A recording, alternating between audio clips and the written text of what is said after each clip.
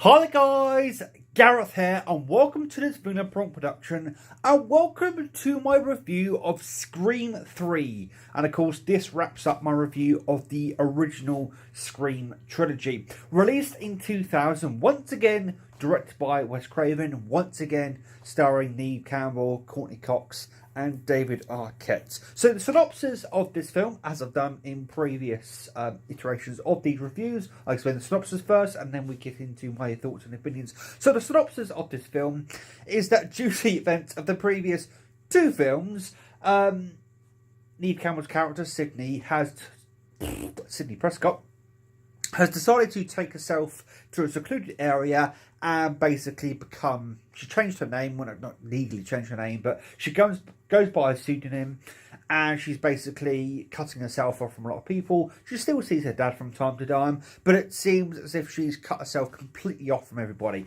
She also is part of a women's counselling telephone group. You know, when you call up those lines and say, you know, I need help, suicide line, those sorts of lines. She's part of one of the lines, but for female women counselling. And she's trying to obviously help other people because of what she's been through. Also at the same time, we have another sort of thing going on in which now we're on to Stab 3. Anybody who knows the Scream films, there's films within inside the Scream films called Stab, and the Stab films are basically the Scream films but within inside the Scream film. Do you follow me? Anybody who's seen the films knows exactly what I'm on about with that. And we're now on to Stab 3. Long story short, yeah, that production is going ahead. And we've got another, I won't say subplot, but we see a lot of the returning characters have gone on in their life. Gail Withers, Courtney Cox's character, is now an anchor woman, and Dewey Riley, or Dwight Riley, is now a technical advisor on Stab 3. So that's the synopsis. I'm now going to get on to another part of this film, which I thought, again, was very cleverly done, and it's very meta, it's very self-referential, is the cameos in this film. This is a spoiler, I will warn you. What I'm about to say is a spoiler if you haven't seen the film, but Lance Henriksen is in it, so that's not a spoiler, but what I'm about to say next is a bit of a spoiler. Carrie Fisher is in this film. There are some other characters, actors here and there that I notice that are kind of cameos. It seems this film obviously garnered a lot of big name talent because of the previous two films, obviously. This is probably the most referential and fourth wall breaking film without actually breaking the fourth wall, if that makes sense. So the first film would overtly break the fourth wall by almost speaking to the audience through the dialogue.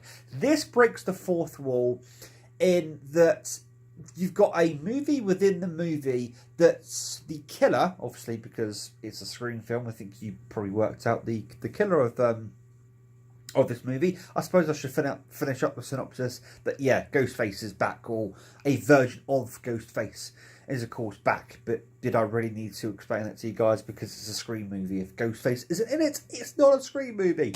So, long story short. And Ghostface is going around killing the cast members, I should say, of Stab 3 in the order they die in the script.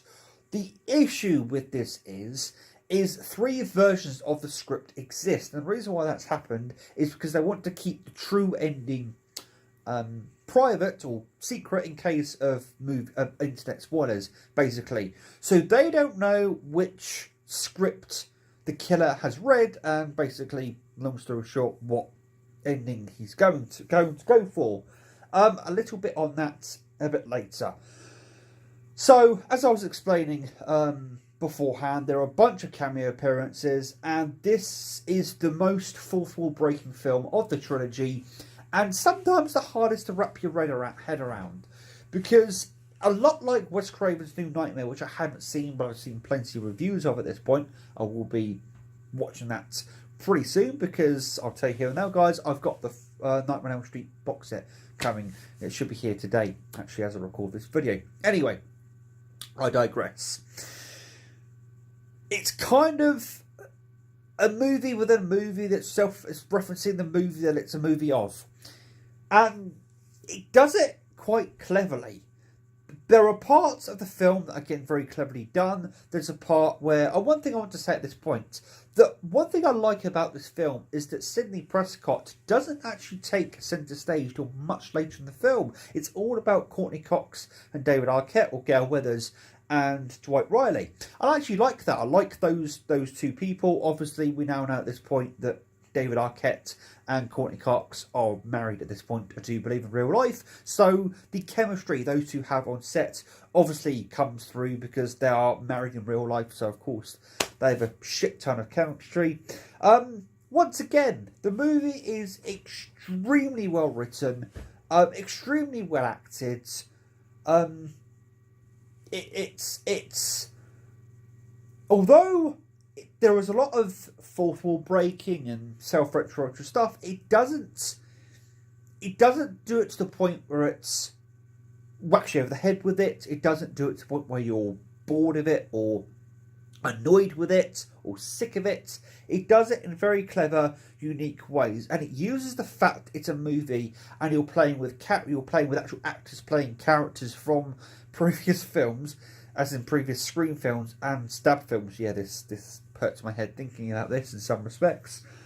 It plays it brilliantly. There are certain set pieces, I should say, certain of parts of the kills which are done brilliantly. I haven't done this previously in these reviews, but I'm going to spoil the end because I kind of need to spoil the end to explain something I want to explain.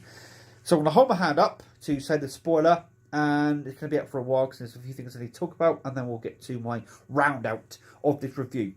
So long story short, the killer happens to be Roman Bridges, who's the director on Stab 3, and it's also Sidney Prescott's brother, long-lost brother, who he basically went to try and find his mum, knocked on her door and found out that Sidney was actually there instead, and got very angry as a result of that.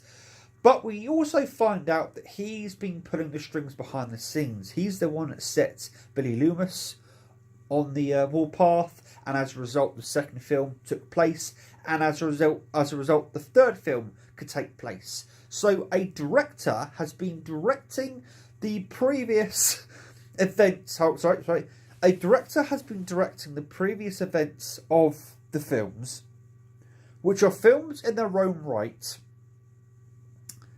Yeah, I'm going to stop there. I think you know what I'm trying to say. That a director with Inside Scream 3, who's a director on Stab 3, get it? Stab 3, Scream 3. Anyway. But he's also been directing and pulling the strings of the events of the previous two films, much like a director would.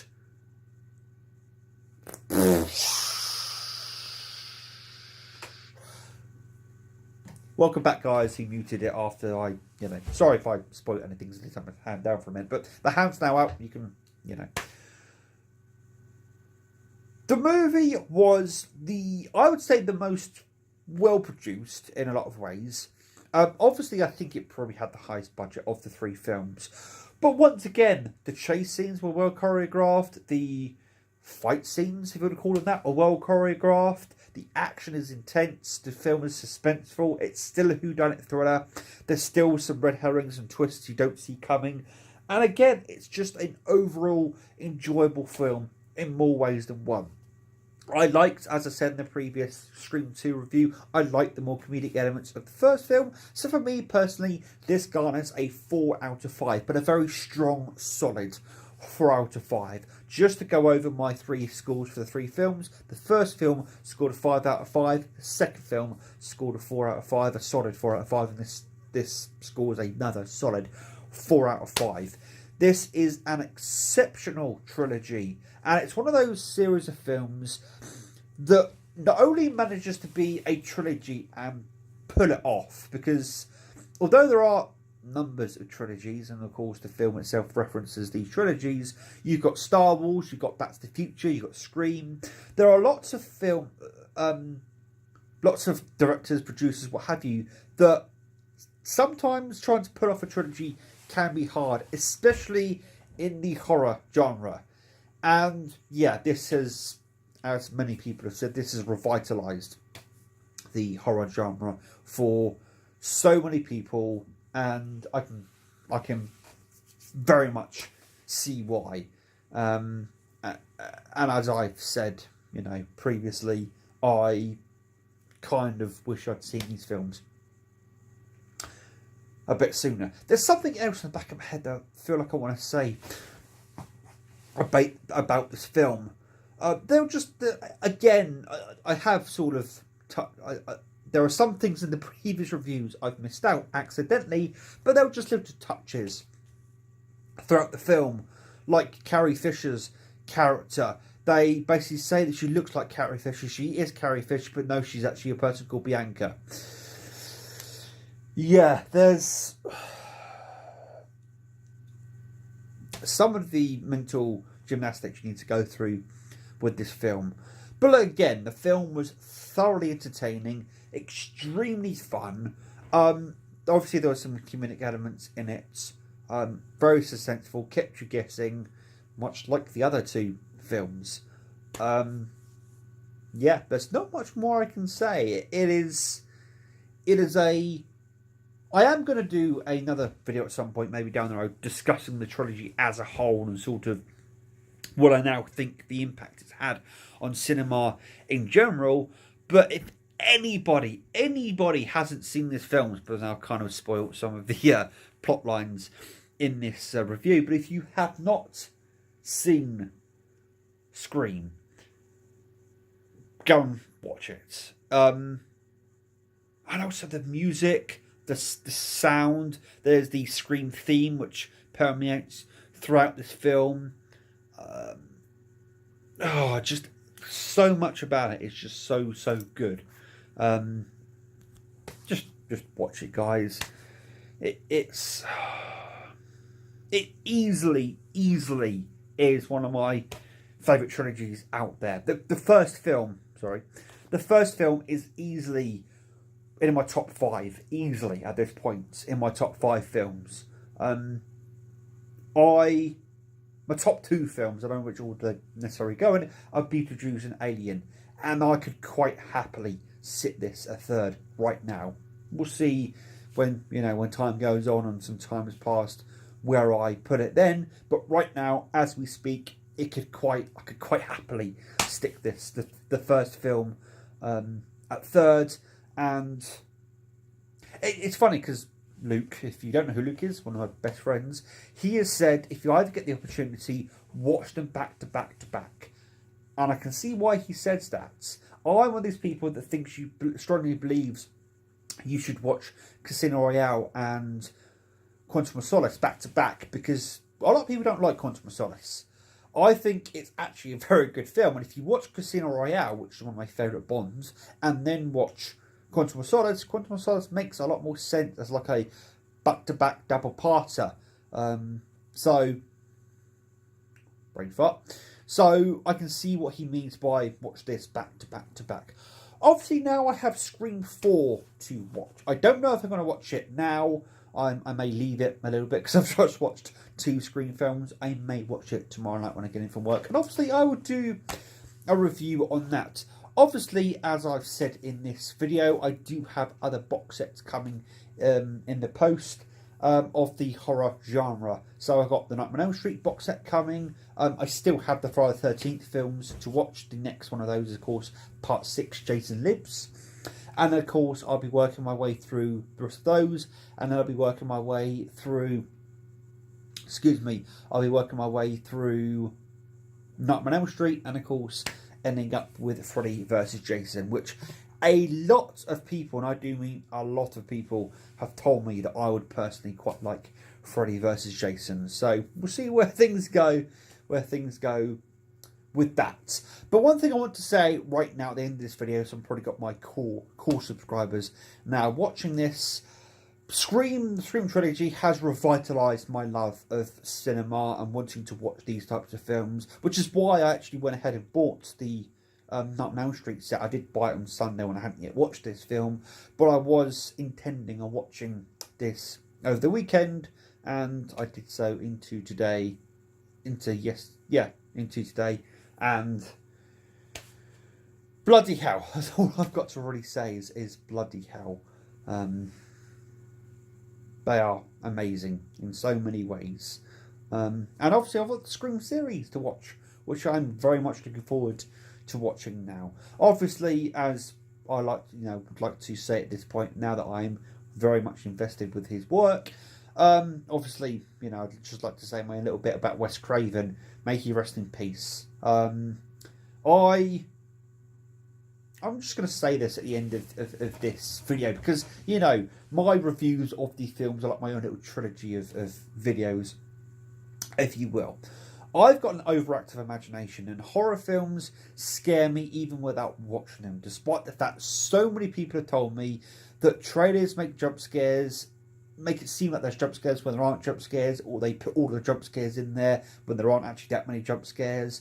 And any Wes Craven film, apart from Red Eye, which I have also watched and thoroughly enjoyed, I get apprehensive about watching anything that's even horror related. And as a result, I had a very different picture of Mr. Craven in my head. Having now seen the Scream films, and I'm also going to start delving into his other works, obviously, now I've got a taste, I've got that I've dipped my toe in the water at this Wes Craven. That sounds wrong, if you know what I mean. Or maybe I've jumped head first, feet first, into the water that is Wes Craven, given I've watched all three Scream films almost back to back, almost. I'd just like to say that the world has lost an influential creative. He was very intelligent. From what I hear, obviously he was very kind-hearted, gave people a break that they didn't think they deserved the break. I've read on Wikipedia Wes Craven's, when he died in 2015, Johnny Depp, Neve Campbell, Sarah Michelle Gellar, so many people, had a pouring of support for him. John Carpenter, I do believe, said something about him, saying that he was a visionary, and he was one of the few directors that was able to take his vision and put it to cinema.